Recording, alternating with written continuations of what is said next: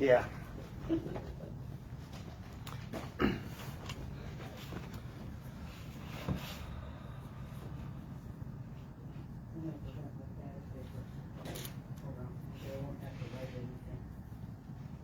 Oh, helps if I do that.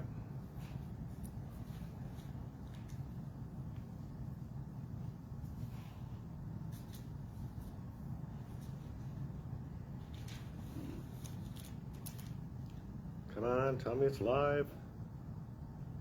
There we go. Helps if I do that. There. It's unnerving that this thing is like 12 seconds behind sometimes. Oh, Yeah.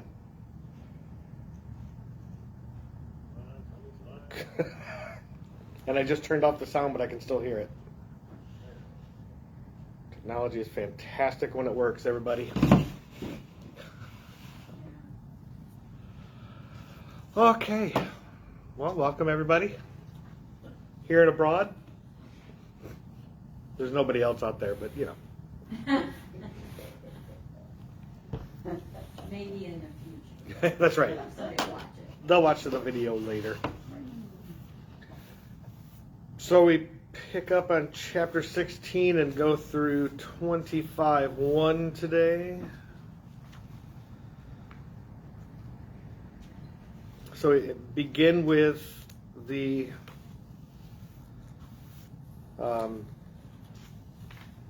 anointing of David, the selection and anointing of David.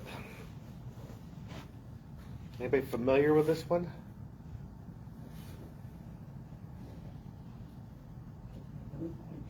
Okay. I like how it begins with God basically telling Samuel, all right, get over it. Time to move on. And he wants to send him to Bethlehem. And Samuel confronts God with a political reality. If I go, Saul's going to kill me. And, you know, God, I don't think is ever, you know, blind to those plights. Just don't worry, I got a plan. Just tell him you're going over there to make an offering. And I'm going to show you who to pick. Interestingly enough, in that process, God says, I myself shall let you know what you must do when you go to this place and make this offering, which kind of echoes that thing where Samuel told Saul that when you go to this place and we make the offering, I will tell you what you must do. There's a lot of this kind of cycling of themes that go through this, I noticed. And so he arrives in town, and the elders come out of the town, and they are trembling to meet him. I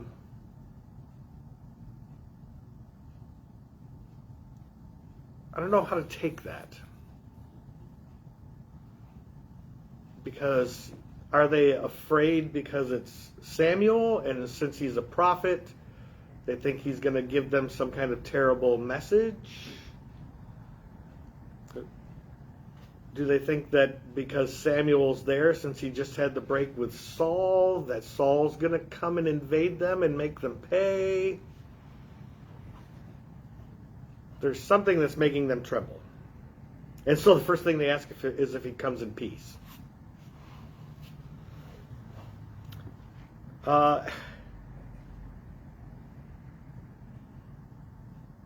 And I think it's funny because as soon as Jesse comes with his sons, we see his oldest, Eliab.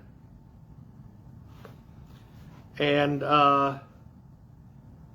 Samuel's response is, yes, this must be the anointed. Because he's tall and strong. And it's like, And I read this and I'm like, well, that certainly is like, when he sees Saul, look, he's tall and strong. He must be the king. And because God says, don't look on his appearance and lofty stature. That made me wonder something interesting. Back when Samuel was selected, back when Saul was selected, was God pointing out Saul? Or was God pointing out Saul's lad? But Samuel saw, tall and handsome and thought, oh, that's who God means. Just made me wonder. And it's funny because what follows is, look not on his appearance and his lofty stature, for I have cast him aside, or I have rejected him.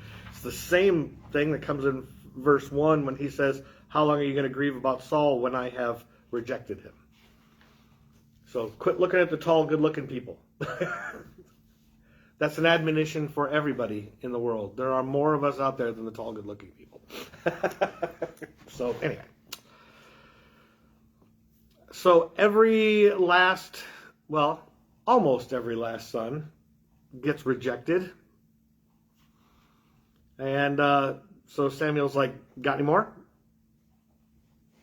And of course there's David, who's watching the flock, which is a great symbol anyway, because a shepherd is something that is symbolically associated with leadership and kingship in the Bible anyway.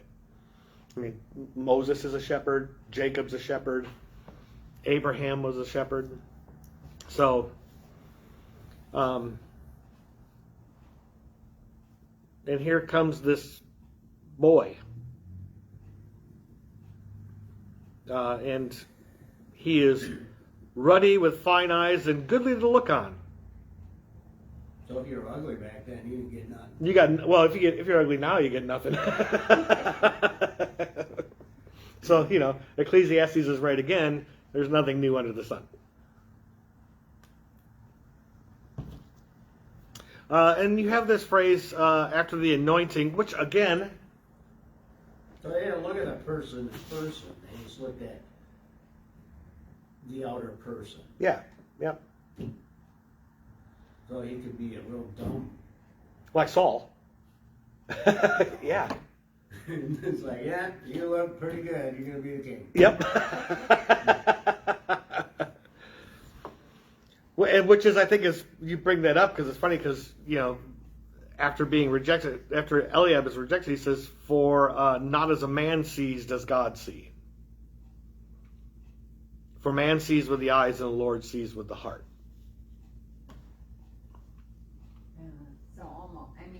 But it doesn't sound like man sees David really any different. He's handsome, than the first son, Eliab. Yeah. But he's little. God did. Yeah, and yeah. And that's why he was chosen. It's not because of what we can see, but right. And this is part of that whole pattern that's found in Scripture too, where it's not the oldest and the biggest and the strongest that get picked. It's always the youngest and the smallest and the weakest. Uh-oh.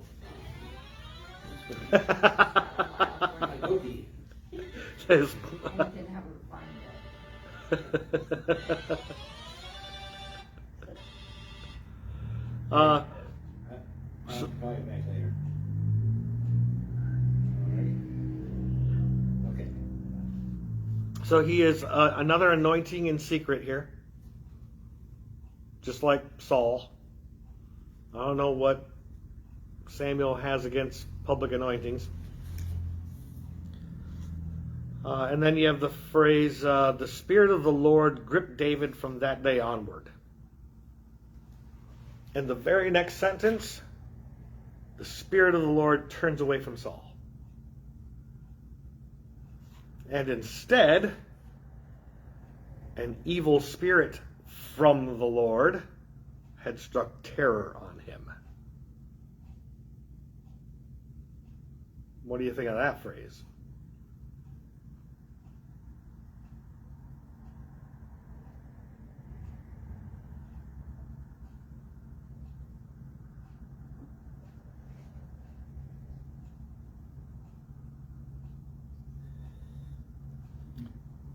it keeps in pattern really with a lot. Well, Deuteronomy, Isaiah, Jeremiah. They all say something like this when they're talking about idols.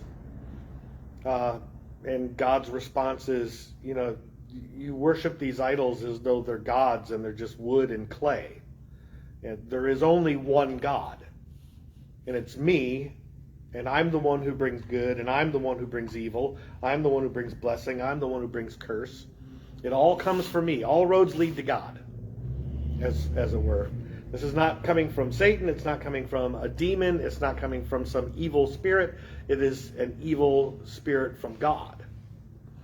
So it's not until much later that we get the idea of an adversary that stands completely opposed to God, which is a little bit of a theological error, but that's for another time.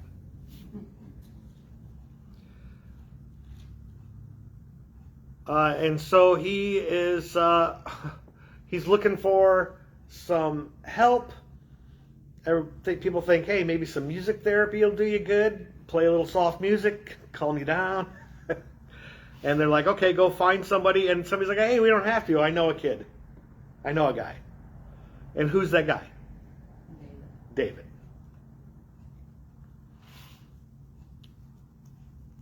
And he's not just good at playing the lute or whatever, or the lyre. He's a valiant fellow, a warrior. He's prudent in speech and a good-looking man. And, as if we did, in case we missed it just before this, the Lord is with him, whereas the Lord just turned away from Saul.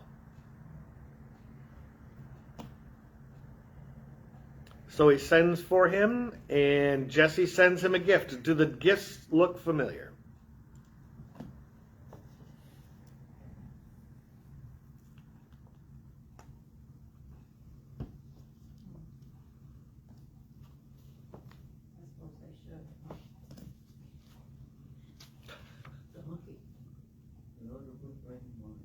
Well, there's the donkey which Saul was looking for, right?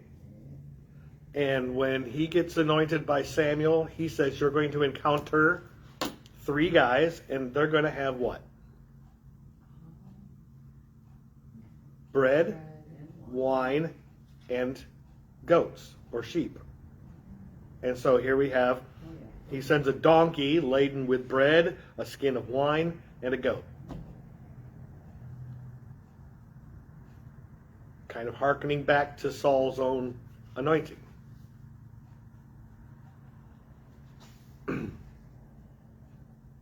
And every time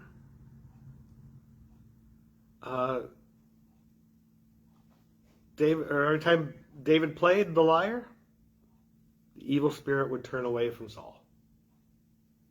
So it seemed to be working. Now we get into a story that everybody in the whole wide world knows. David and Goliath. So, warring in those days, the tactics were a little different. So you have, probably not that precipitous, but I'm just drawing that way. So you'll have Army 1 over here. This is the extent of my drawing skills. There's a spear. And a sword. And Army 2 over here.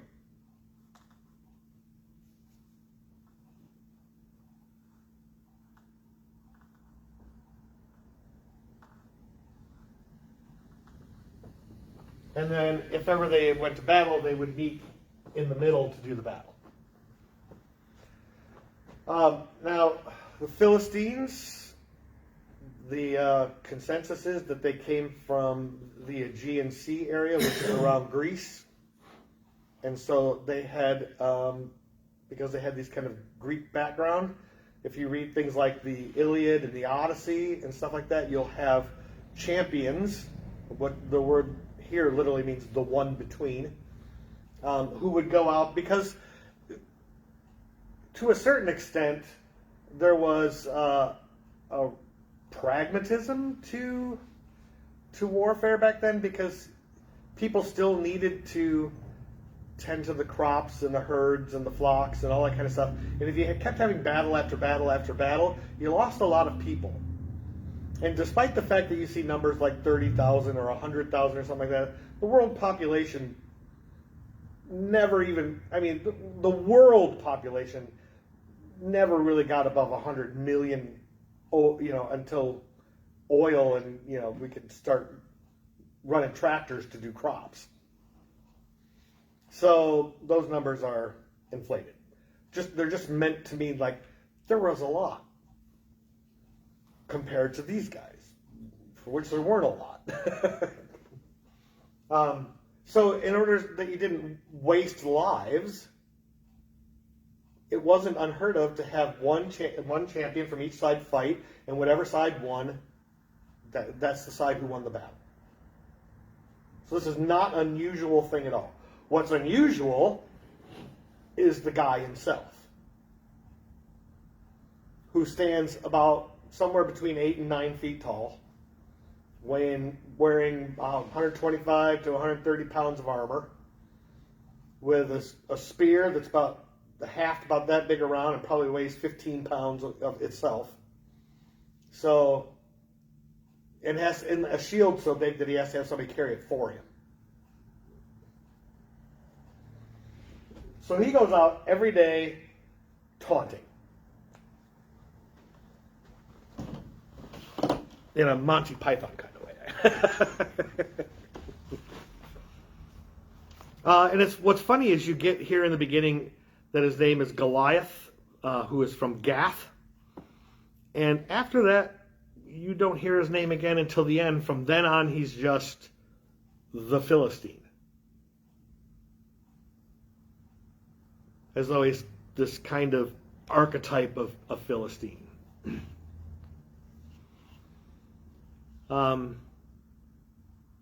Pretty self-confident. He's a big guy.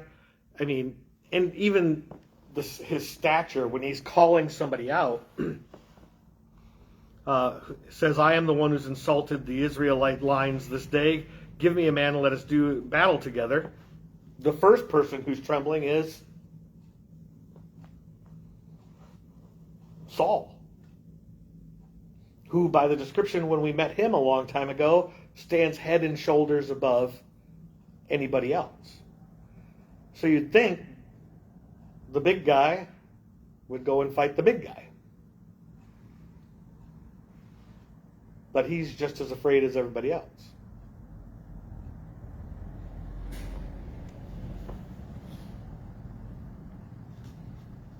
So there's like little skirmishes over a sufficient amount of time, 40 days. And you get this indication that in what follows that David and Saul have never met. That David's never really even left home except he'll go watch the sheep, and then he might go back and take some food to his brothers or something like that. What do you think of that?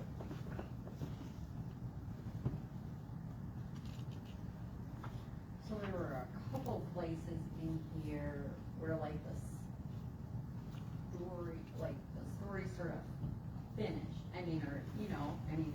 Actually the chapter finished.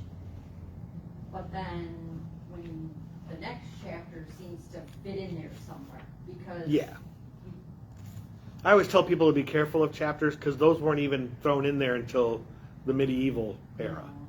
Because like you said, we already learned that David played the harp for him. Yeah, he was in his court all the time. Yeah, so then how did But this happens, most notably in one other place. Can you think of where that is?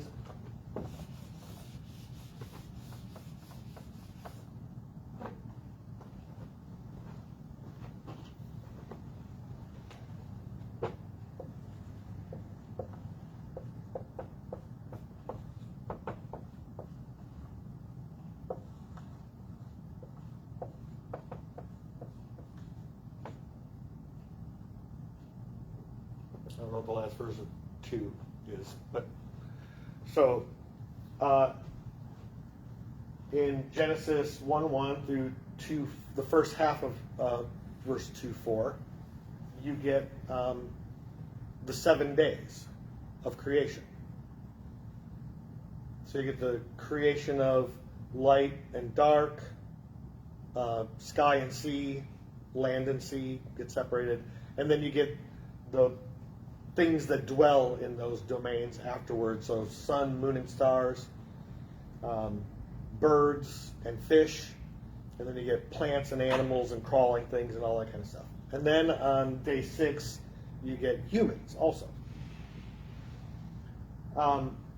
The split here is noted because all the way up until you get the kind of the account of the creations of the heavens and the earth.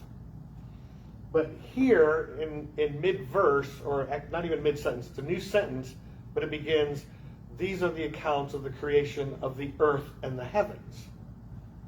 So it's reversed it, and who or what is the first creation? In 2:4b. Yeah. You can go ahead and look.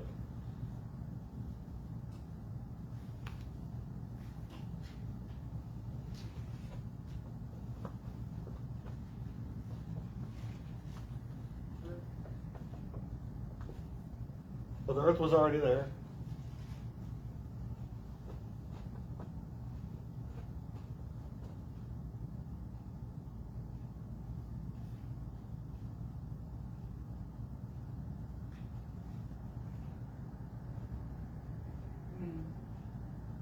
What? Man.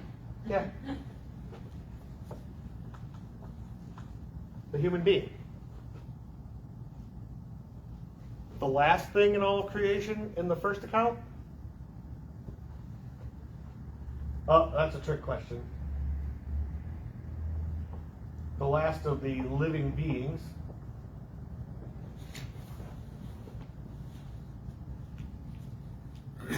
You already know the answer. Man. Yeah.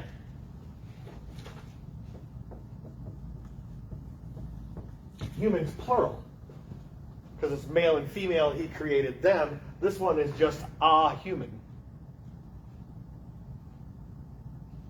So you get this, you get literally 2 accounts of creation. They're in the Bible. And one of the important things to realize when we're reading biblical stories, especially, is that they don't have the same qualms that we do, and they don't have the same requirements for story that we do. They're more than happy to let these guys sit side by side with each other.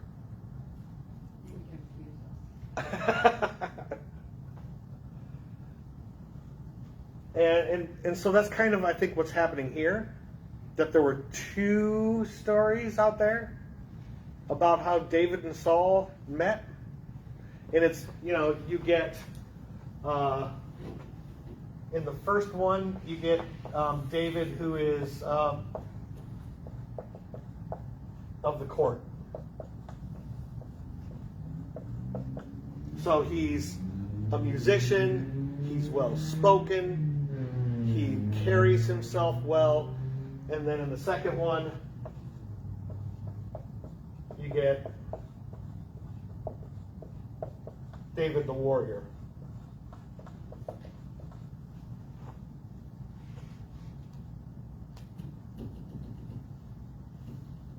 So it's kind of 2 creation stories of David, too. Funny thing is, even through all this stuff that we read today, he never acts like he got anointed. He never brings it up. He's just kind of there.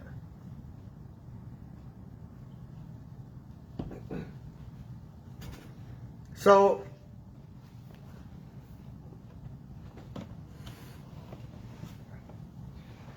David in this section, he leaves behind basically 3 things. So first he leaves the flocks and puts them in the care of somebody else. And then when he's going to when he takes the food to his brothers and everything, he leaves the gear with the keeper of the gear. And then runs to the lines and asks his brother if they're okay, so he can go home and tell Dad everything's all right.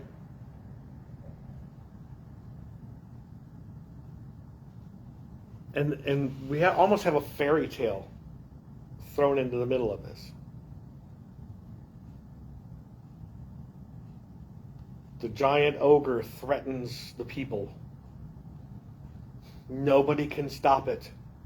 Not even the big brothers of the hero. And this little guy who is remarkably resourceful shows up, and in the midst of all that, the king is, whoever can defeat the giant can marry my daughter and have some of my riches. It's all right there. Tale as old as time, right?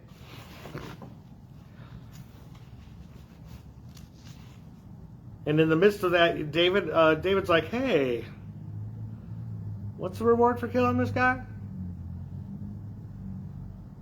And his brother gets mad at him. And starting in verse 28, then Eliab, his oldest brother, heard when he spoke with the men, and Eliab was incensed with David and said, why is it you've come down, and with whom have you left that big flock in the wilderness, that bit of flock in the wilderness? I'm the one who knows your impudence and wicked impulses. And he points out, he says, for it's to see the battle that you've come. But I kind of took that as a little bit of a foreshadowing. Because there are some wicked impulses to come for David, not least popular and notable of which was Bathsheba.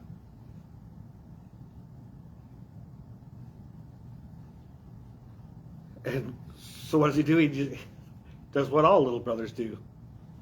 He ignores his big brother and he looks at somebody else to get the answer.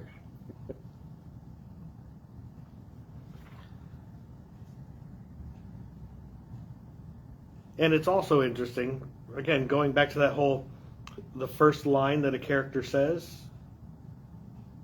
in these stories reveals a lot about them. And what's David's first line? What will be done for the man who strikes down yonder Philistine and takes away insult from Israel?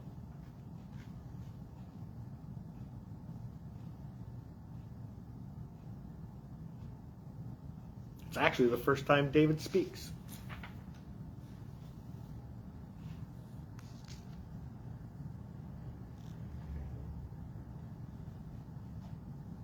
And then he gives a speech, rallying the troops.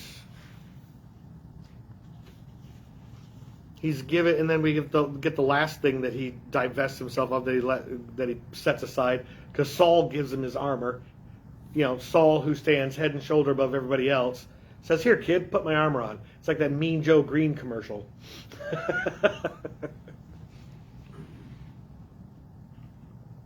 And David's like, "I can't even walk in this." So he takes off those clothes and leaves them aside, and he takes his shepherd's stick in his hand and gets 5 smooth stones from the creek bed, which is dried up right now, which is probably what's standing between them in the battle. Puts them in his pouch with his sling in his hand, and he comes toward the Philistine. And they talk trash to each other. Yes, they did. Yes, they did. Trash. And they even said the same thing to each other. Especially the part about where come to me that I may give your flesh to the fowl of the heavens and the beasts of the field. And David says, well, I'm not just going to give your flesh to the fowl, the birds and the beasts. I'm going to give all of your friends' flesh to God too.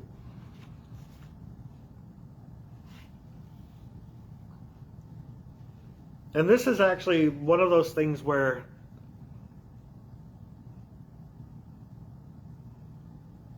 David proves himself to be very clever.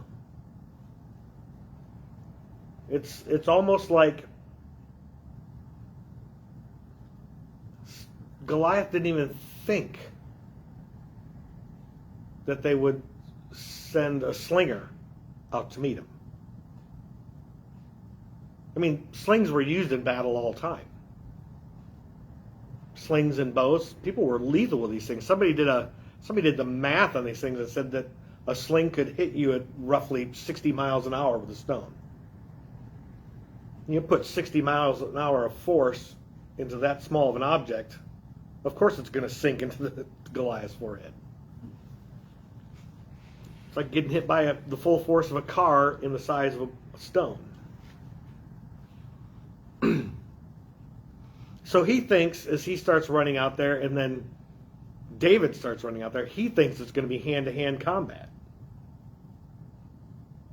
I don't think David had any intention. I think he took a stick with him to deceive Goliath too. Let him think I'm coming at him with a stick when I'm really coming at him with a sling.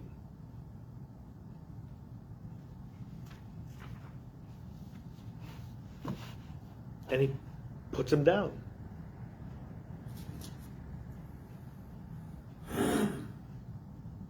What's the deal with cutting everybody's head off?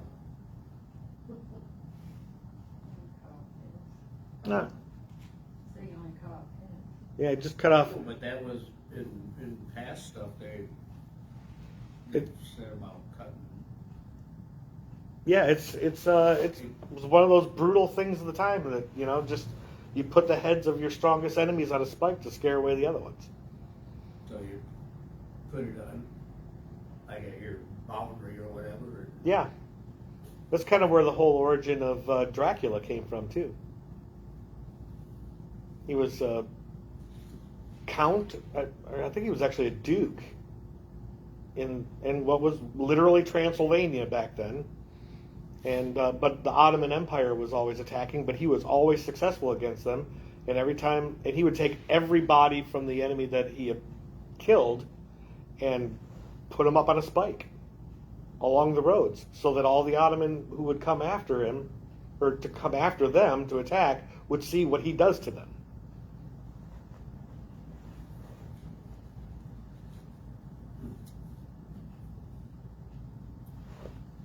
So, and there's also the idea that maybe Goliath wasn't dead, and so this was a just in case. While he's unconscious, I'll take him out. Well, yeah, but it said that so he must have stabbed him first, and then he cut off his head.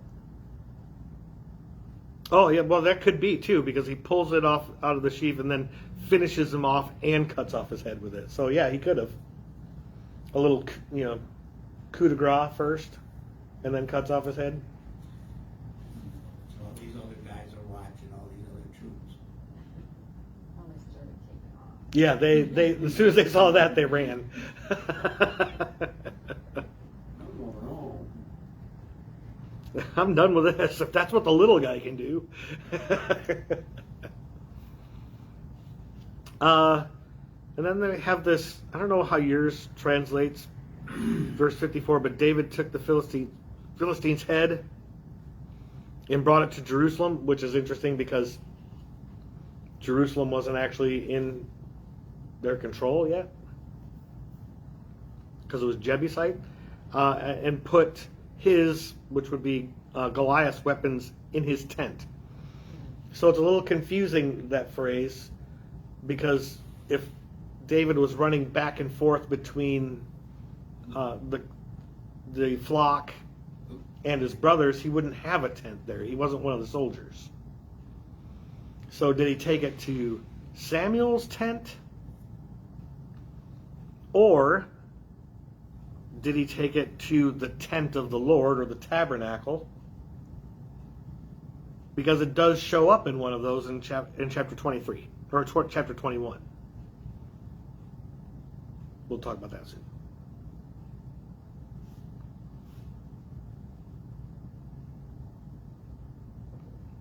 So,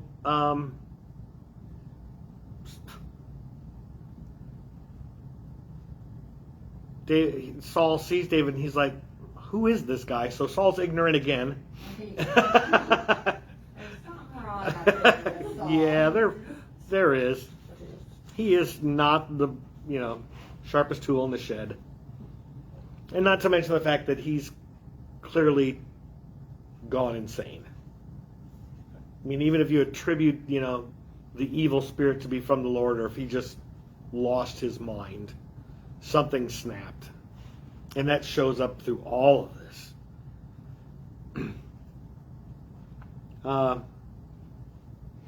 So that's the end of the second meeting. Now, we've now met David the warrior.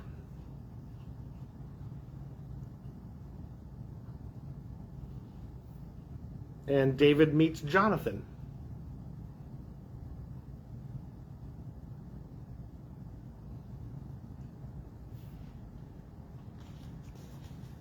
And they sealed a pact. This is literally... Let me get rid of this stuff.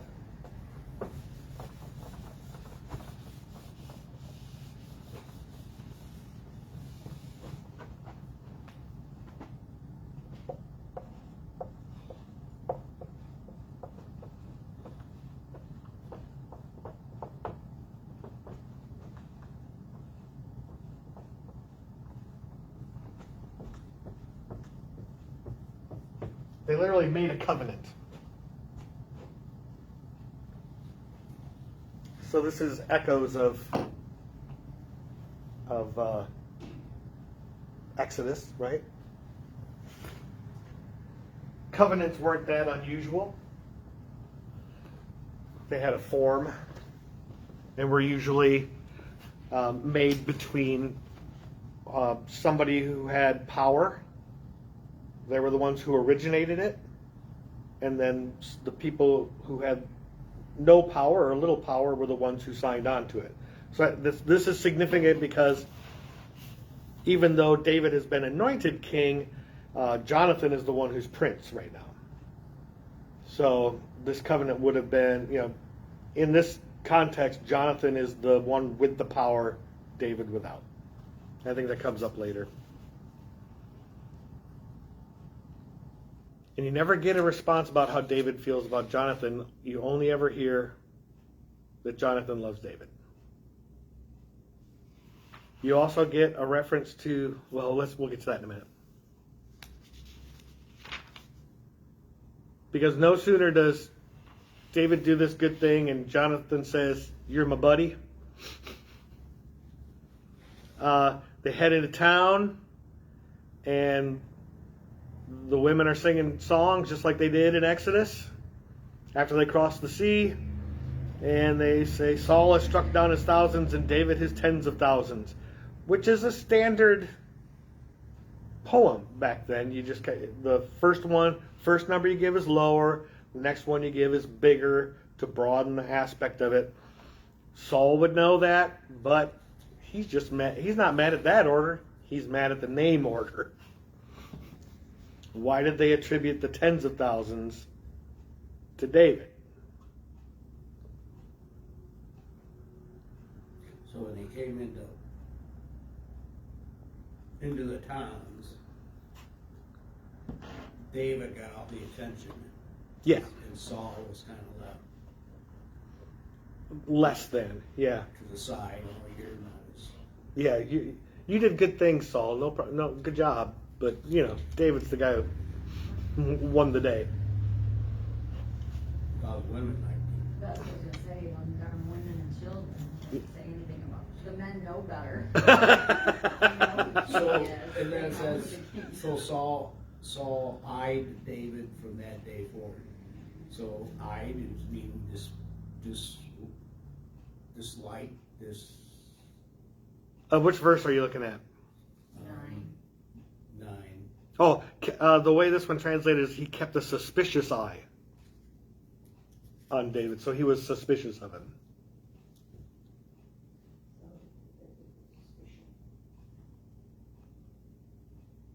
And the very next day, he has one of his episodes.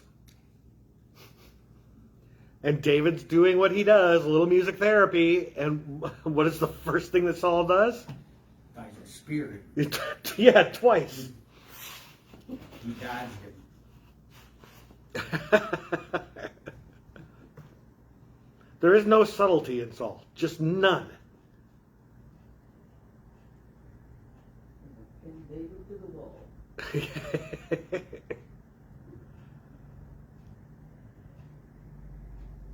And you get a reiteration of it. Saul was afraid of David, for the Lord was with him, but from Saul the Lord had turned away.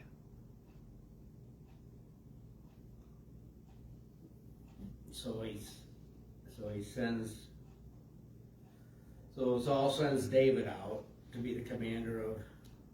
He wants him away from him, right? Yep, and this echoes like Bathsheba too, right? Send him to the front. And then he has great success. Yeah. David whoops on everybody.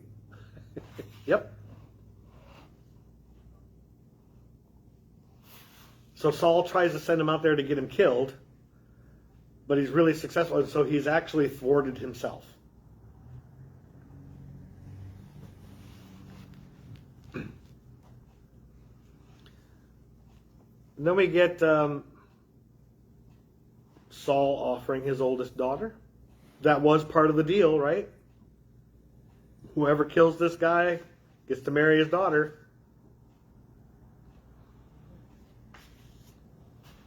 And David gives a very similar response to what Saul does when he encounters Samuel. Who am I?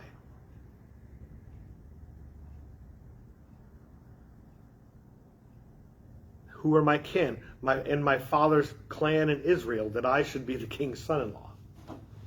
You know, we're nobody. That's what Saul said to Samuel, basically.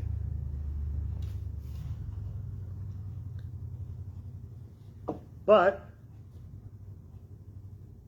Saul marries Merab off to somebody else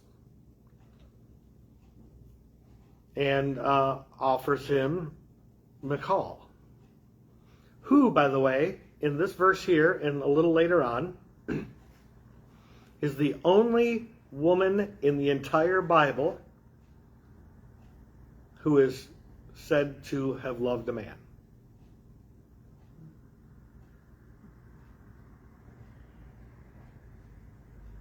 I find that interesting.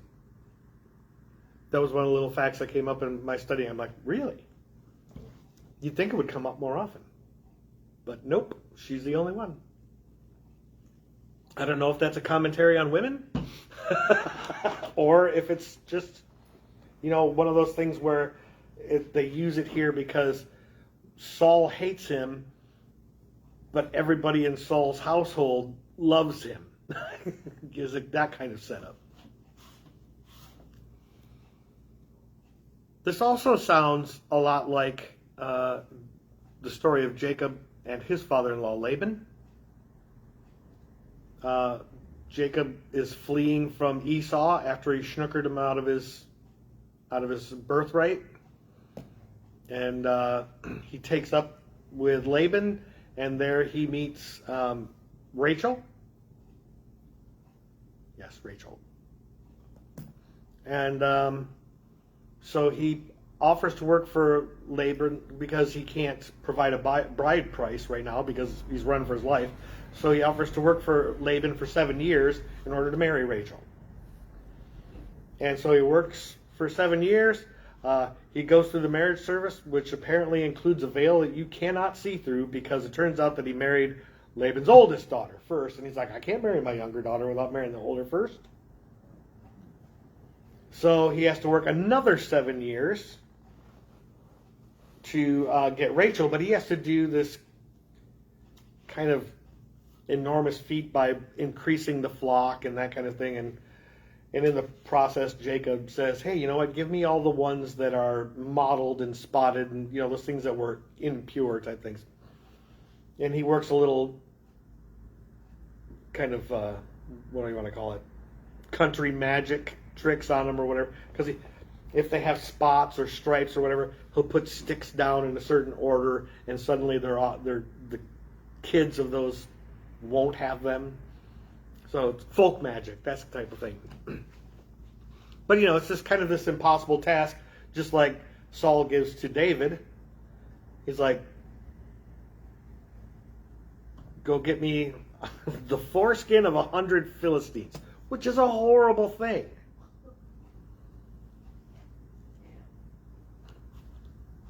It's just it's a gruesome thing, but I get it, because the Philistines were the only group in that region that weren't circumcised. So instead of David just being able to go out and kill 100 anybody's and come back, this is proof that they were actually Philistines. And David goes out and doubles what was asked for.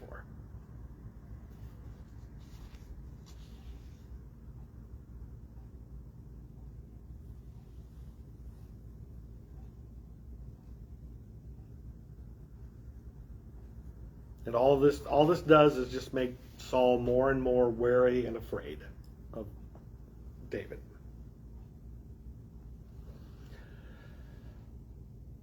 So now he must have had another fit. I don't know, because he tells Jonathan that he wants David put to death.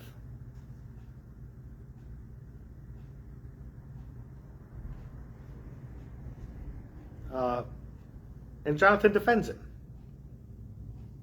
And Saul's convinced. For a minute. But only for a minute. Because it's just a few verses later that another evil spirit of the Lord comes upon Saul, and with his spear in his hand, and David playing just like before, and he tries to pin him to the wall with it again, but David slipped away. And David fled and escaped. At which point in time, his own daughter deceives him. Which is again a callback to Rachel and Laban.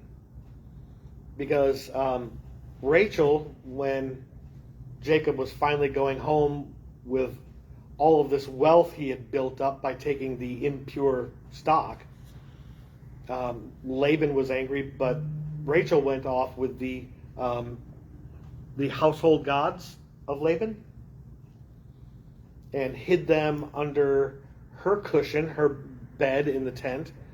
And when they came looking for them and Laban wanted to search her tent, she said that she was in her menses, and so she couldn't touch him and he couldn't touch her or anything she touched.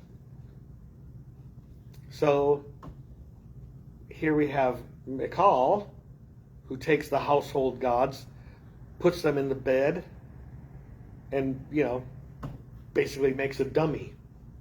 Says, oh, he's sick. Oldest trick in the book. Saul's not having it. So he says, fine, bring the entire bed. Don't bring David, bring the whole bed. And that's when they discover the deception. And she lies to him. He threatened me. What was I supposed to do? Okay, that might explain you letting him get away, but not the whole dummy in the bed.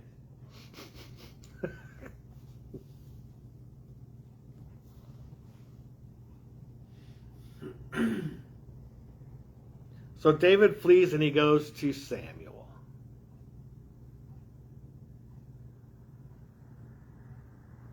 And here we have Saul sent messengers to David, and they saw a band of prophets. Does this look familiar? A band of prophets in ecstasy?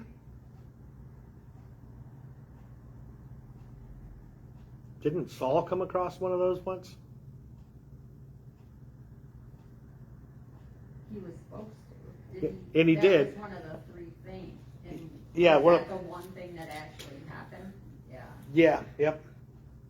So Saul sends 3 groups, and they all went into ecstasy and did nothing. And in fact, Saul comes along.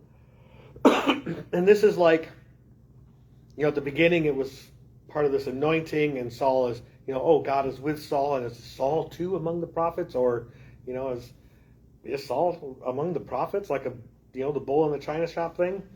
But now here he is in his ecstasy, and he strips off his clothes too. This is a very pagan, non-Jewish thing to do. And he laid there naked all day and all night, and so now they're like, is Saul among the prophets really? It's kind of a revocation of that whole first moment. Meanwhile, however, David is fine. So remember at the end of the last, so at the end of 15, said he mourned and they never saw each other again. And then right here, they see each other again. He prophesied in Samuel's presence. Yep. But at the end of 15, they never saw each other again. They never saw each other. It was like, okay, that's the end of that story. Yep. Then, oh wait, there was this one time. Yeah.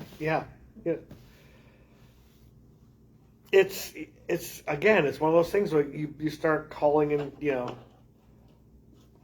where's the editorial comments? Where are the things that really happened? What did God really say? What did Yeah, it's like they're sort of just ending their story. Yeah. Like for an ending of a story, that's not the main part of the story. But, right. Oh, this is just this is how it ended. But Okay, they saw each other. Totally know. They saw each other once, but it doesn't count because Saul was naked and rolling around on the ground.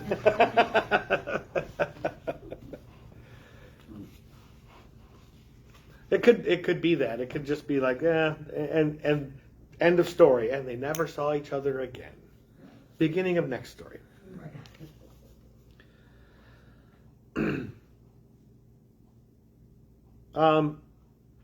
So David runs away again. Apparently meets up with Jonathan. He's like, what did I do? Why is your dad so mad at me? I mean, these are all fair questions.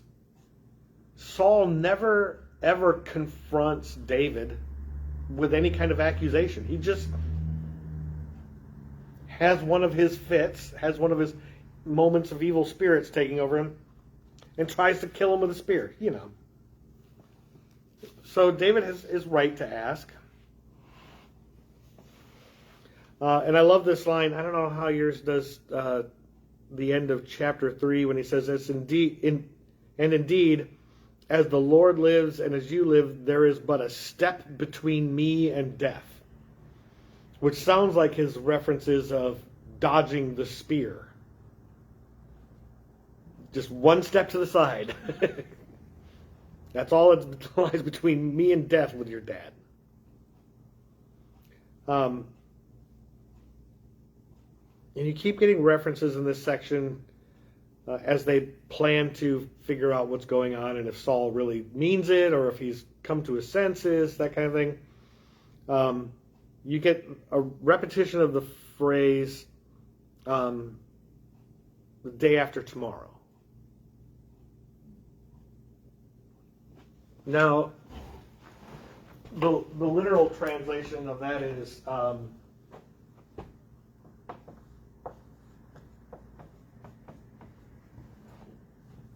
we would count that as 2 days. The day after tomorrow is 2 days from now. But in biblical narrative, the first day is counted on the day that it's said. So you have the day that it's said, and then the next day, and then the day after. So you have 3 days. This is why you get, and Jesus was resurrected on the third day, when to all of us it's just the day after tomorrow, which is 2. Because the act was done on the first day. I also think it's interesting that you have these day after tomorrows in here, in reference to David. of whom Jesus is supposed to be of the house of.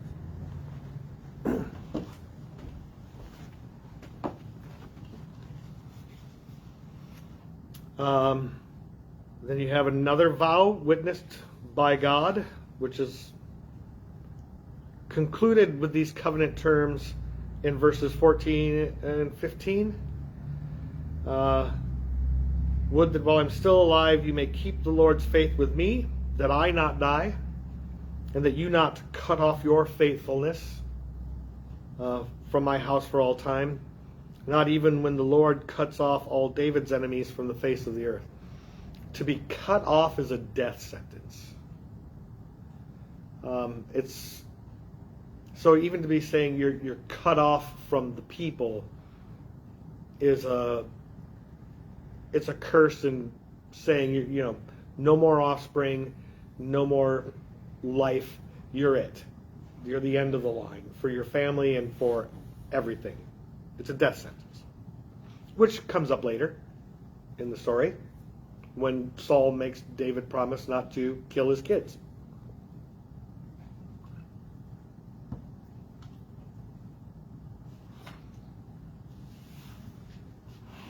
And then again, tomorrow's a new moon. And then the day after tomorrow, that's the third time for that one. You get all these repetitions of threes in this. And then you have the Lord as witness between you and me for all time. That's more covenant language.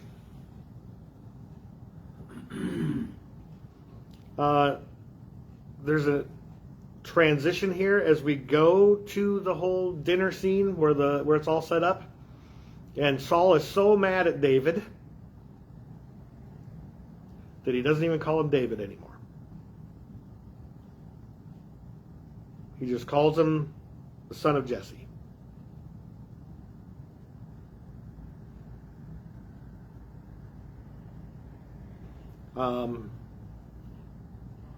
And Saul has just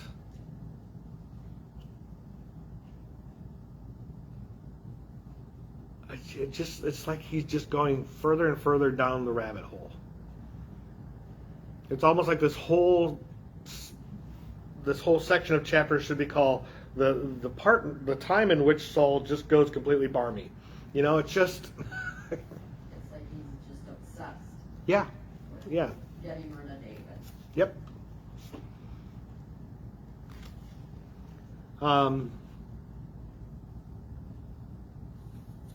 And you have a couple of interesting things that happen really quickly in verses 31 to 33. First, he's looking at Jonathan saying, "For as long as the son of Jesse lives on the earth, you and your kingship will not be unshaken." So it's like, as long as David lives, there's always going to be somebody who might take the throne from you. And yet 2 verses later, he throws a spear at him. Just like he's done to David. So it's like, if you're really worried about your son not carrying on the monarchy here, you might not want to kill him.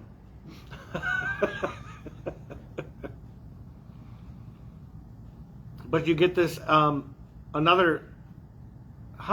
so in verse 31 or 32, the way this thing is numbered is confusing because it's just written on the side for me. It says, "And now send and fetch him to me." This is after he talks about the kingship being unshaken. "And now send and fetch him to me, for he's a dead man." What does yours say? Now send and bring him to me, for he must die. Okay.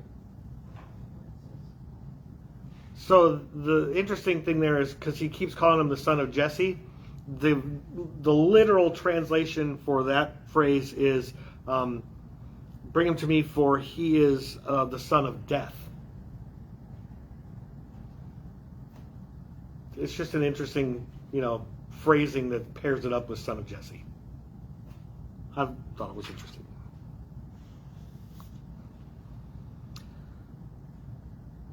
So beginning in 35, you have the third day. You have 3 arrows being shot, which was mentioned in chapter 20, verse 20. You have 3 people out in the field, David, Jonathan, and Jonathan's servant or lad. And you have, later on, David comes out and bows 3 times to Jonathan.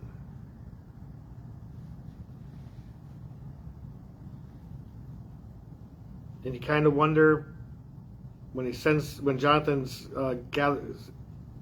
servant gathers up the arrows and comes to his masters, and the servant knew nothing, is he kind of a stand-in for Saul, who always knows nothing? Just kind of wonder. And we have, at the end of this, the 3rd time of the phrase, "The Lord is witness between me and you."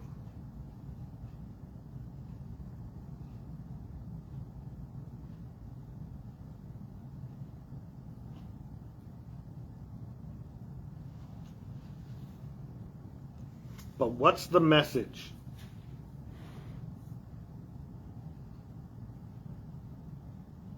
Run. That's pretty much it. Run. Right. Yeah, when he says, I just want to kill you. yeah. Not much I can do because he's throwing spears at me now too. So. And you know, when you have the Jonathan calling off after the lad or the servant or whatever, says, "Quick, hurry, don't stand still." Is he yelling that to the boy, or is he yelling that to David? Quick, run, and don't stop. So David comes to Nob.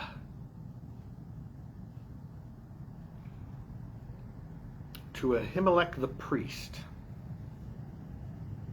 who trembles when he meets David. Here we have somebody trembling again, for unknown reasons.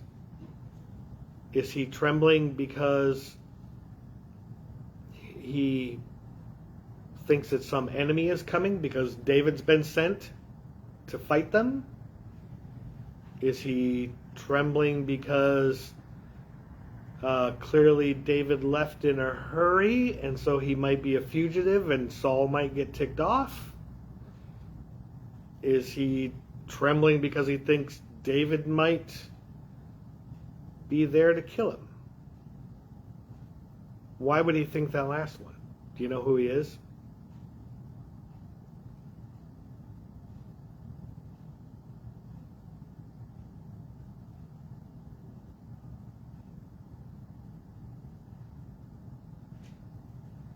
He's Eli's great-grandson. Remember, God said all of Eli's offspring would be killed. All of his seed.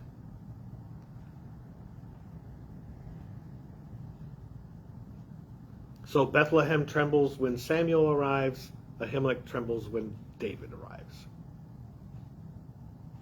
This whole section also points out something that's very interesting, which is that there was not, at least at this time, just one tabernacle for all of Israel.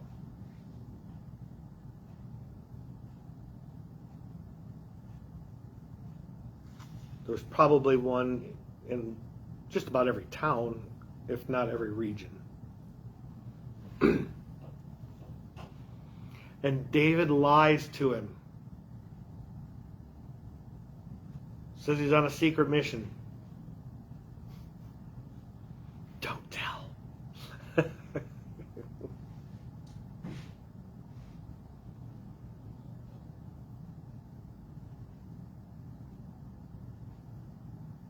And there's only one thing to eat, which is the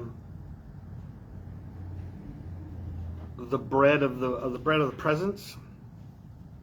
And there were 12 loaves that were put down once a week before the altar of God. One loaf for each of the tribes. And when the new loaves were brought, the old loaves were taken and eaten by the priests. And so he says, I have no common bread, only consecrated bread.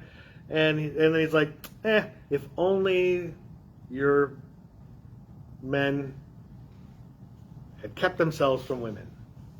This again goes to the Levitical law that if you have sex with a woman, then you're impure until the night after you take a bath.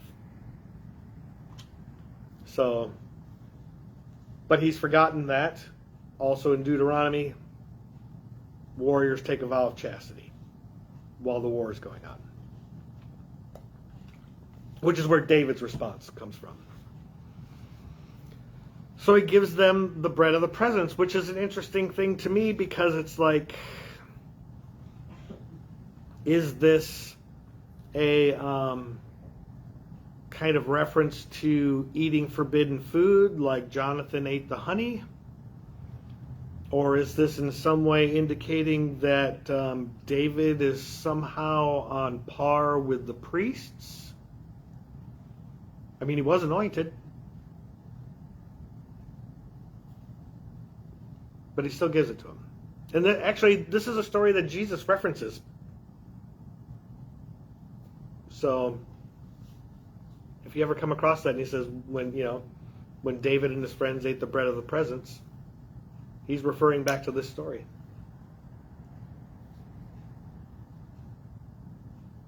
And he has his own interpretation of it. And yet, in true fairy tale fashion, lurking in the corner, Dog the Edomite. Perfect name for it. Right? It sounds like dog, doesn't it? Dog the Edomite, who is one of Saul's servants. So he's actually, that's a reference to people who serve him in the court in some fashion. So clearly Saul is hiring foreign mercenaries too. And there is some confusion as to why that phrase that he was detained before the Lord. It's the word that's used there for detained is the same one that's used for the word taboo in verse 6. But it's not clear whether he's being detained for some kind of unspecified reason, or if he's being detained or prevented from participation in the rituals that go on. Because as a non-Jew, he wouldn't be allowed.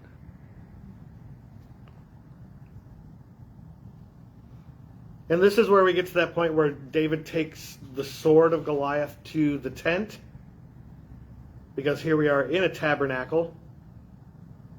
And he's looking for a sword, and whose sword is there? Goliath's. Yeah. So did David take the sword here when he took it to the tent, or his tent?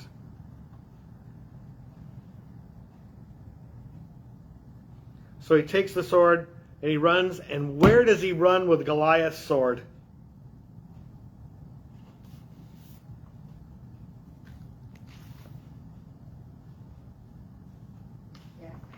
To Gath, yes. Allow me to read you something, in case you've forgotten.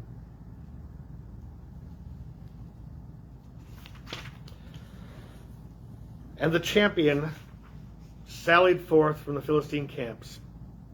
Goliath was his name, from Gath. So David, the one who killed Goliath, is running from Saul with Goliath's sword to Goliath's hometown to see their king.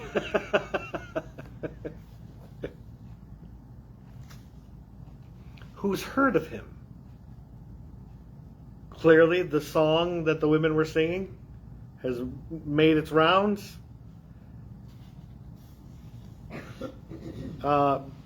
But this whole phrase that, is not this David king of the land, did he get that because David was attributed with more, with the tens of thousands being struck down? Or Does he know that David's been anointed even though it was done in secret? It's kind of weird. Kind of confusing. But when David realizes he's been recognized, what does he do? Yeah. Yeah, it's crazy. In fact, the word there for raving or being raving mad or being a lunatic or whatever is the same word that's associated with Saul being struck down by the evil spirit or something like that. So he basically starts acting like Saul.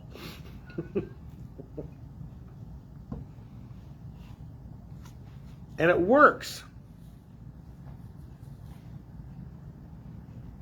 But it's also that kind of thing that David pretends to be crazy to escape, to survive and eventually become king. But meanwhile, the person who is king is crazy and trying to kill David. So, yeah.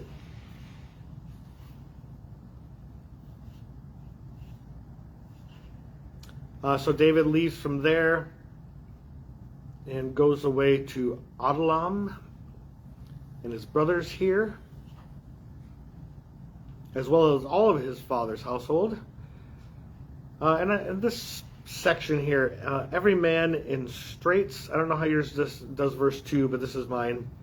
Every man in straits and every man in debt and every man who was embittered gathered around him, and he became their captain, and there were about 400 men with him. Okay. This is kind of the so he's got his little guerrilla unit basically, but it's also, for me, it was like these are the people who had nothing to lose, who had no value, who were is this kind of a reference to the word I told you about last week, that Hapiru, which became Hebrew, which were the people on the edges, the nobodies. Because you get this thing where in verse 4, he led them, they stayed with him all the time that David was in all the strongholds. So, was this, literally the strongholds were anywhere in the wilderness. So is this kind of a mini Exodus scene? David is leading his band of nobodies, the outcasts, the slaves, all that kind of stuff, in this wandering through the wilderness.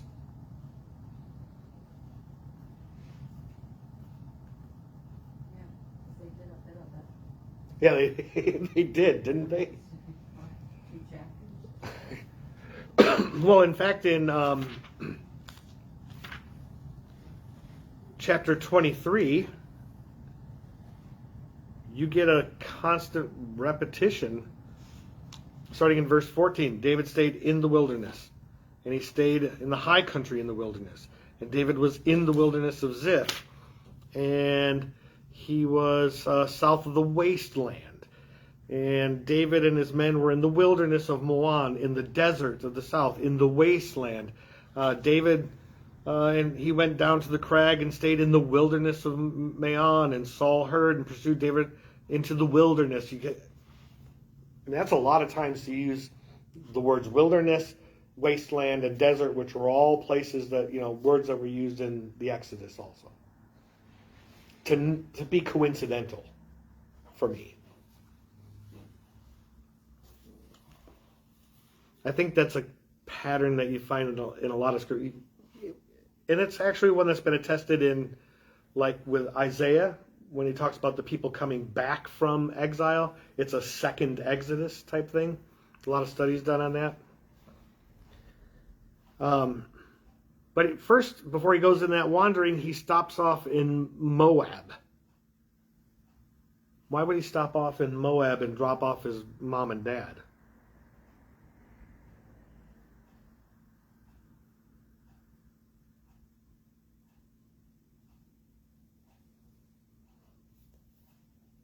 Ever hear of Ruth?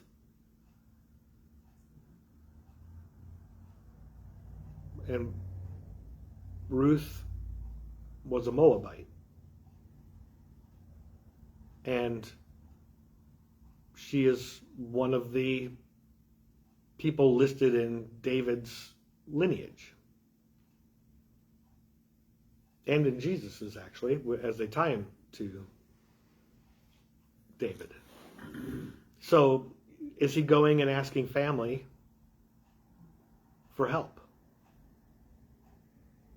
Because this is the only place in the Bible where there's no hostility between some Israelite and somebody from Moab.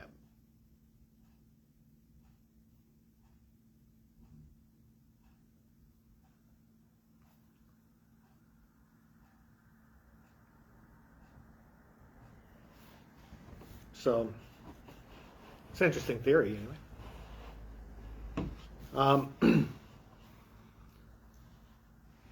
As Saul finds out where he is, we have a reference back to chapter 8, again, the practices of a king.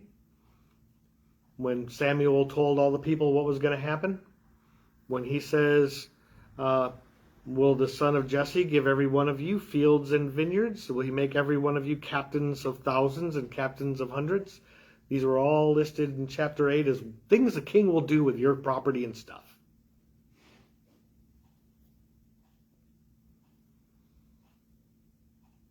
And he's yelling at them. He's mad, and he says that all of you should have conspired against me, and none revealed to me that my son made a pact. So again, Saul is completely ignorant of the situation. And here comes our foreign mercenary. I saw David.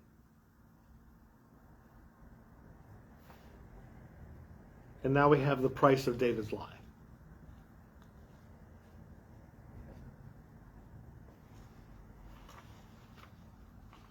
It's interesting, though, that Doeg the Edomite had this phrase in there, he inquired of the Lord. Because David didn't do that.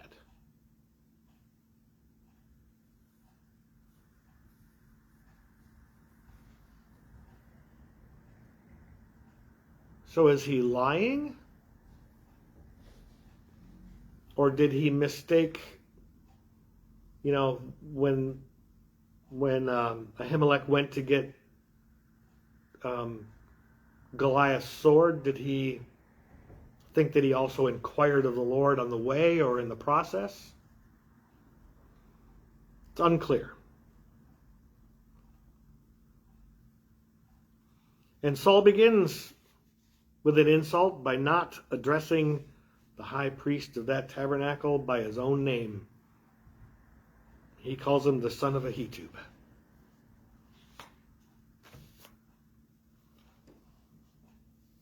And he questions him.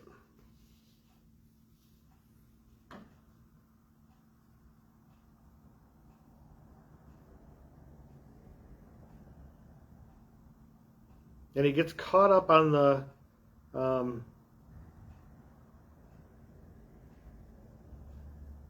he doesn't deny the fact that he gave him the bread and the sword. He doesn't deny the fact that David came. He doesn't even think that it was odd, because David is well thought of in the court. And then he says, but then you inquired of God for him, to which Ahimelech says, basically, did I just suddenly do that right now? Because I didn't do that then. And he tells him, and Saul just says, kill him. But none of the Israelites will do it, because you don't kill priests. So it's a good thing that Doeg is there, I guess. Or a bad thing, because Doeg's more than happy to do it. And it's kind of unclear as to whether, because it's not just the priests who are all there, it's the entire population of Nob that gets killed, and it's kind of unclear as to whether Doeg does that all by himself or if he takes some helpers along. But here is the price of David's lie. The entire population is wiped out, except for one. But it's an interesting thing about this, though, also is the fact that, God told Saul to kill Amalek and everybody and everything in it. And he couldn't do it. But when it came to his own people, no problem. Because, the whole phrase is there. And he struck down Nob, the priest's town, with the edge of the sword, man and woman, infant and suckling, ox and donkey and sheep, all by the edge of the sword. Which is exactly what God commanded Saul to do of Amalek. Where's this? Was of Amalek or of, Where are you at? This is he's in 22:19.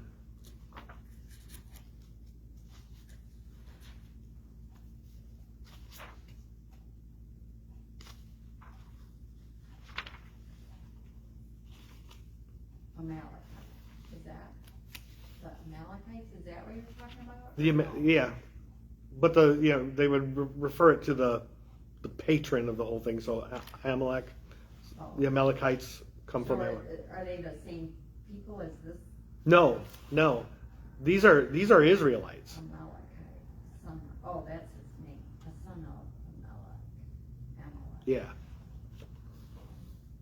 So Yeah, 'cause he's a priest. Yeah.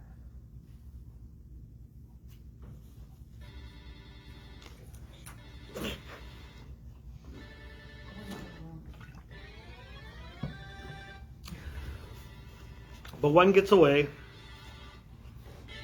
and it's Abiathar, and he flees after David. So here we go again.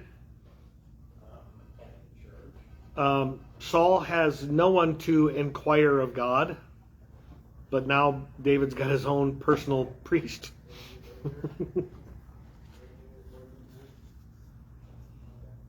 And so it's like immediately, that's what he does. David inquired of the Lord. And the Lord responds. Whereas every time Saul inquires of the Lord, he gets radio silence. And he's told to go to Keilah and rescue it from the Philistines. And he does. And Saul's more than happy about that. Because now David is inside a walled city. And there's only one way out of a walled city. And that's through the front gate. And even though he says in verse 7, God has given him into my hand, and by verse 14, you get, but God did not give him into his hand. You're wrong again, Saul. You think you'd be used to it by now. And let's not forget the fact that Saul has killed a population of Israel with Nob, and now you have David who has rescued a marginally Israelite town in Keilah from the Philistines. So he has achieved victory against Israel's principal enemy, and now Saul is moving to destroy that victor by enlisting the aid of the people that David saved. This is craziness. Yeah. Well, Either the people or whatever. and this is where I took your words to heart last week, where you're saying you just don't want to like Samuel, and I literally put up when I posted on Facebook, I'm like, I think the politics of late 20th and early 21st century America has really colored my reading of this. I need to take a step back. But this is So you're blaming everything that Saul did on Samuel because he anointed him. no. I'm saying that this is kind of this is what power does to people. It just makes them do things that they wouldn't do. You're supposed to put rabbit ears behind my head on the thing. I turned the heat on in here. It is cool. I'm always curious. It's on hold, and I put it up to 71 at 4 o'clock, so it'd be warm. It's 71. Okay. What? All this open space. Oh, yeah. So, yeah, I just think it's... And when you get these kind of rulers in power, people are terrified. So, you can just... I mean, he destroyed all of Nob, so if we say no to Saul, is he going to destroy all of us? It's just... People act weird when they get power, and some people lose their minds with it. I mean, how he tried to kill Jonathan. I mean, this is like Macbeth. These things just happen. And when we go back to that whole thing, the Lord left Saul, and then an evil spirit from the Lord took him. Can you blame all this on God? Because he's the one, by the scripture, by the way it's given, he's the one driving Saul crazy.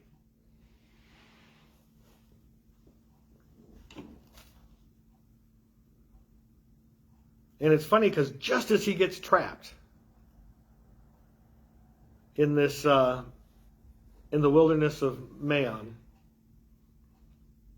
he's getting Saul's pulling a pincer move, so he's circling his troops. We're on either side, so David can't get away. Somehow he must have found a way to get out before they both came around the middle. But even then, there's a call because somebody is attacking, because the Philistines have invaded the land, and so Saul has to go and defend and fight the Philistines. So David is literally saved by the Philistines. Yeah, I didn't think about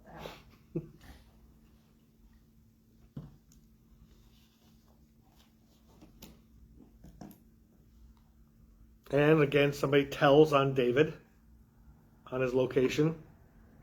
Again, in the wilderness. And it's 5-1. David's got 600 men. Saul sends 3,000. And they begin picking through all the areas. And this is just like... This is poetry. I don't know. I don't care how you look at it. They're searching, and Saul walks into the cave where David and his men are hiding. Now he walks into the entrance, and David and his men are all in the back in the dark, so he probably couldn't see him anyway. But he's up there, and he is exposed. Double entendre intended here, because he's exposed to David, who can kill him, and he's peeing. So he's exposed physically. I guess so. And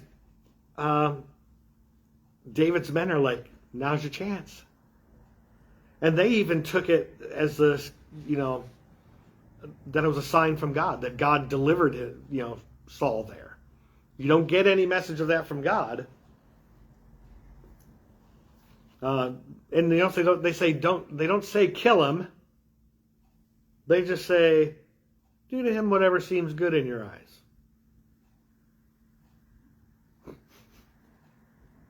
like they're kind of protecting themselves also. But David just cuts off part of his robe, which is one of those things that kind of shows up with tearing robes, and because, you know, Samuel tore his robes when Saul was dead to him type thing, and you'll get a tearing of a robe later on by one of David's sons when civil war is going on. So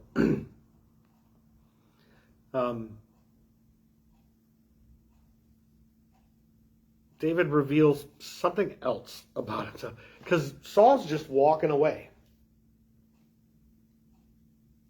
And David comes out and calls for him. So he's got some courage. You know, he's willing to take chances. And what does he basically do?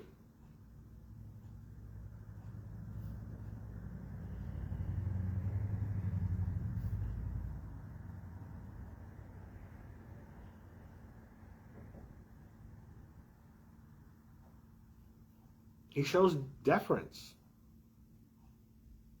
He bows down. And he says, what have I ever done? He finally gets his day in court here. He keeps saying that, let the Lord judge between us, right? Right. So this is his day in court. What have I ever done but serve you? In fact, he kind of turns it around on him, because he's, they said, well, he's gifted in speech. So, and he is clearly given to long speeches. He doesn't talk to Jonathan much.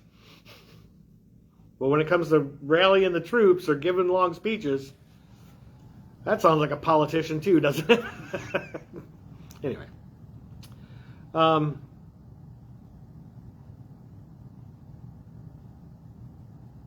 Where is it?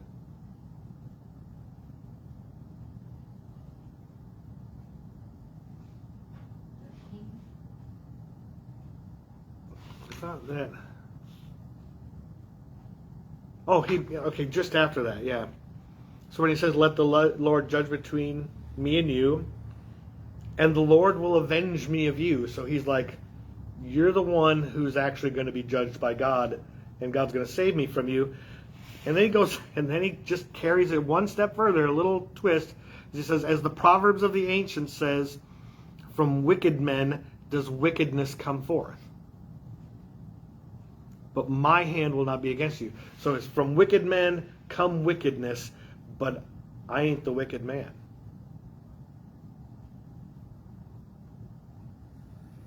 And he downplays himself again, like like Saul did with Samuel, like he did before marrying one of Saul's daughters. It's like, who am I? Who are you chasing after? A single dog? A flea on that dog?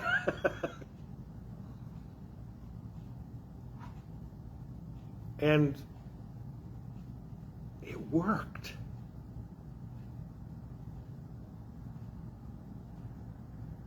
He even says, my son David. For the first time in a very long time, it's no longer the son of Jesse. This is my son David. He was moved.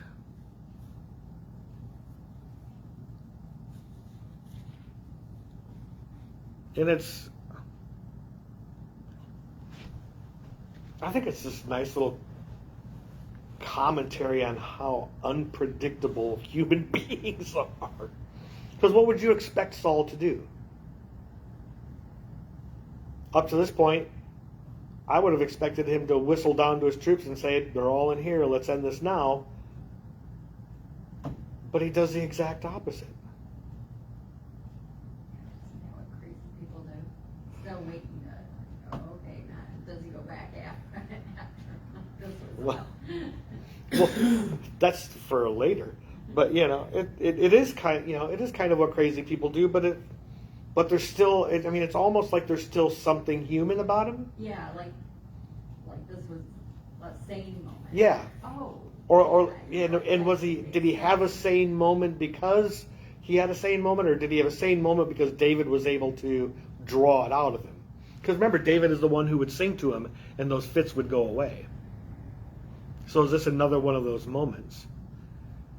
But whatever it is, here's that reference again to being cut off, and being referenced to, don't kill my family afterwards. When he says in 22, now swear to me by the Lord that you shall not cut off my seed after me. So that's in reference to Jonathan and to Michal, because tradition back then in the region was if a new king came into power, taking over from an old dynasty, they would kill not only the old king, but the old king's, anybody from the old king's family that had claim to the throne. So this is Saul asking David not to do that. In fact, Jonathan asked him not to do that. Make me your viceroy. Yeah. That, Yeah. David had said he wouldn't do it. Yep. But David doesn't go home. I think David knows. I think David knows I got him in a good moment, but I am not going home with that nutbah. I'm just going to stay here for a little while. And then we have it end here with, and Samuel died. And all Israel gathered and mourned him, and they buried him at his home in Ramah. And David arose and went to the wilderness of Paran. So that's where we leave. Next week we're going all the way to the end of the book of 1 Samuel. But this one was intriguing to me because there were all these parallels between the Jacob story, and there were the parallels between the wilderness wanderings and these outcasts, and Saul just going out of his mind. And David keeping his cool.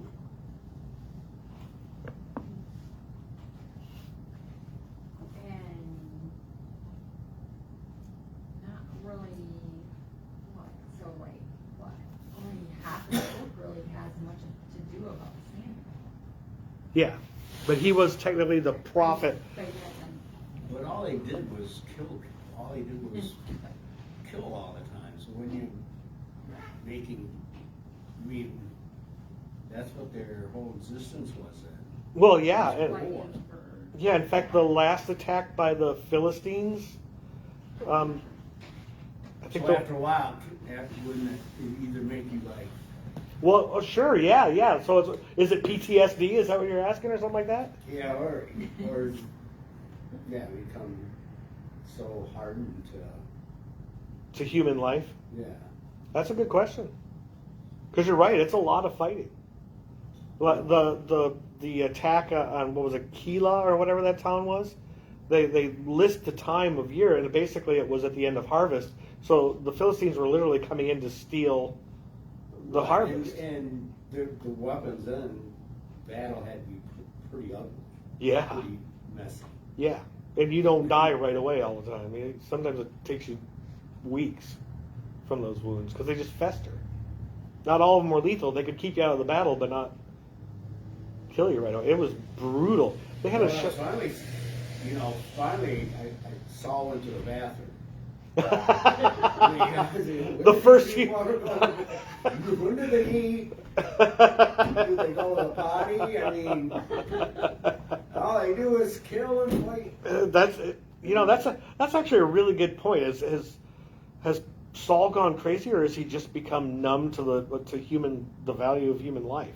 Yeah, like Bundy. Yeah. Or it's just become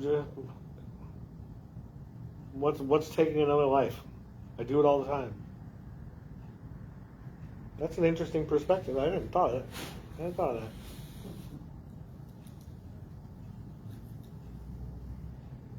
was going to say something else. Oh, I'll tell you about the show after I shut this off. Anyway, that's it. Next week, 25-2 to the end of 1 Samuel.